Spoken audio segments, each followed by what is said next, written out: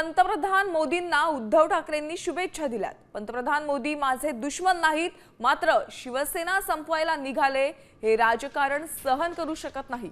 तरीही त्यांच्या मनात पाप असलं तरी त्यांना शुभेच्छा असं ठाकरे म्हणाले। दुश्मन नाहीये, पंतप्रधान मोदी सुद्धा माझे काही दुश्मन नाही, ते मला मानत असतील, मी त्यांना दुश्मन मानत नाही। राजकारण आहे, पण ज्या पद्धतीने ते शिवसेना खतम करायला निघाले हे राजकारण सहन कोणी करू शकत नाही। आणि तरी देखील त्यांच्या मनात पाप जरी असलं तर मी मात्र त्यांना शुभेच्छा देतो की लवकरात लवकर आपल्याला